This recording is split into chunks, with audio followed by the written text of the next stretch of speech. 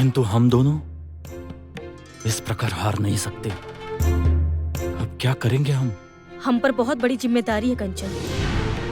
हम अन्याय के विरुद्ध युद्ध में उतरे हैं और अन्याय सदैव न्याय के हाथों पराजित होता है। हमारा उद्देश्य अभी पूर्ण नहीं हुआ है कंचन। अब देखिएगा, ईश्वर अवश्य हमारी सहायता करेंगे। वो हमें कोई ना कोई मार्ग अवश्य दिखाएंगे। सांप सांप सांप सांप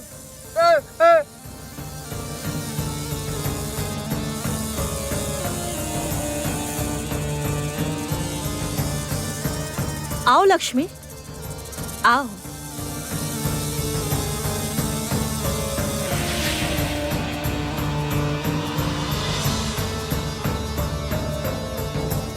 मैं जानती थी ज्योत्सना, कोई मुझे पहचाने या ना पहचाने, तुम मुझे अवश्य पहचानोगी। क्या बात है लक्ष्मी, तुम यहाँ? क्या चाहिए तुम्हें? कंचन, मुझे पहले जो चाहिए था आज भी बिल्कुल वही चाहिए। तुम? अर्थात? देखो कंचन, मेरे साथ रहोगे तो तुम मुक्त हो सकते हो। मैं तुम्हें मुक्त करा सकती हूँ, मैं तुम्हें बचा सकती हूँ। मेरे साथ चलो कंचन। लक्ष्मी, मैं तुम्हारे साथ जीवित रहने से अधिक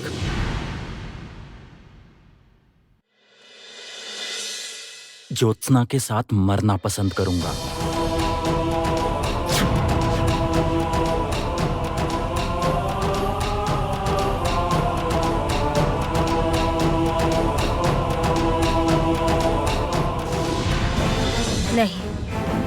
नहीं, अब देर नहीं कर सकती मैं।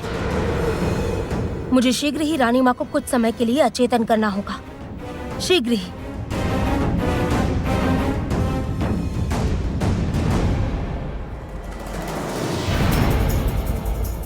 मैं सब कुछ समझ रहा हूँ रुक्मिणी, किंतु रुक्मिणी, रुक्मिणी, रुक्मिणी, क्या हुआ तुम्हें? मेरे इस बार से रानी माँ कुछ समय के लिए अचेतन ही रहेगी और जब वो उठेगी तब बहुत देर हो चुकी होगी, बहुत। रुक्मिणी, कोई है? कोई सुन रहा है? शीघ्र यहाँ आओ। रुक्मिणी, रुक्मिणी, रुक्मिणी, अपनी आंखें क्या खोलो। हुआ? क्या हुआ है महाराज? रुक्मिणी, रानी माँ को क्या हो गया? रानी माँ, आंखें खोलिए। रानी माँ, आंखें खोलिए। रुक्मिणी, क्या हुआ है महाराज? रानी माँ को क्या हुआ है? मुझे नहीं पता, अचानक ही इस प्रकार। देखो रानी माँ मुझे बताइए, कहाँ कष्ट हो रहा है? दासी, दासी, कोई है बाहर? जल्दी आओ।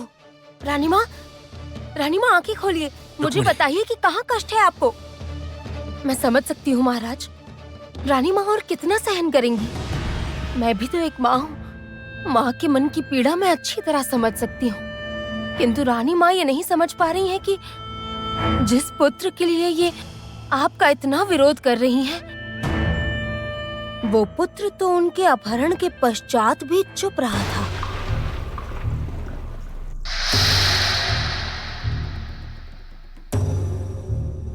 तुम सत्य कह रही हो कामिनी। रुक्मिणी दुर्बल हो सकती है, किंतु मैं नहीं। मैं अपने निर्णय पर अटल रहूंगा। ज्योत्सना और कंचन को कल ही मृत्यु दंड दिया जाएगा, कल ही।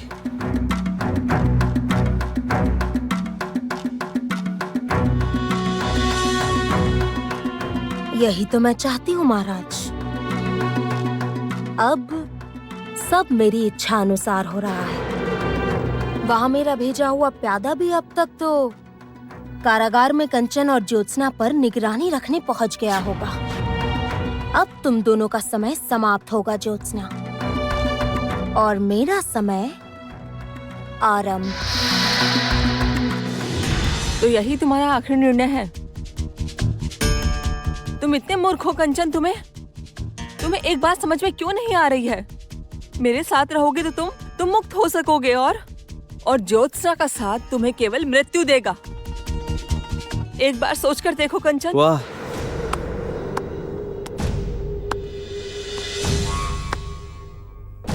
कामिनी ने मुझे भेजा था इन पर ध्यान रखने के लिए, और मेरी यहाँ इस नागिन से भेंट हो गई। वाह वाह वाह वाह।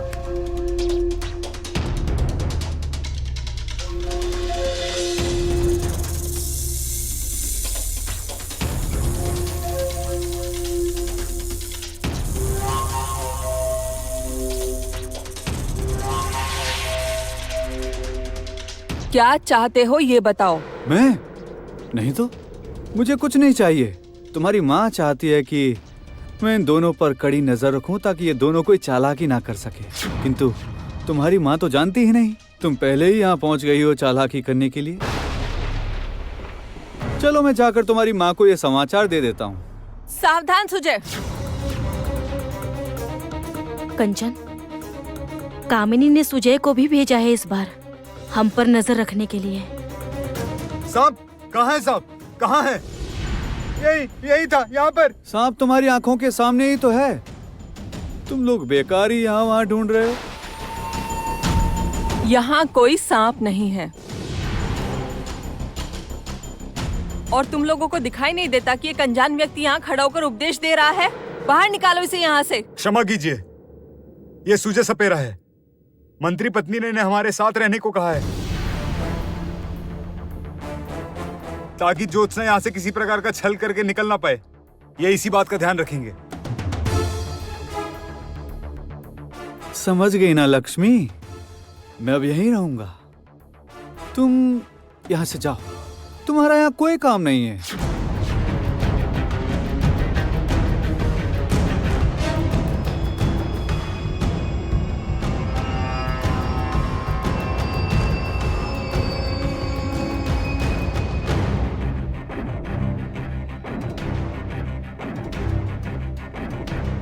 तुम्हें तो मैं बाद में देख लूंगी सुजय।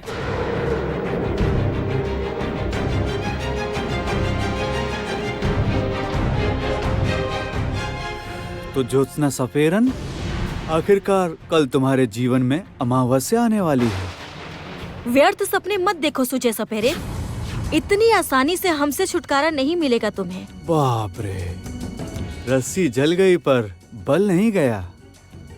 अच्छा है, बस अब आज का दिन समाप्त होने की प्रतीक्षा है। कल आनंद आएगा।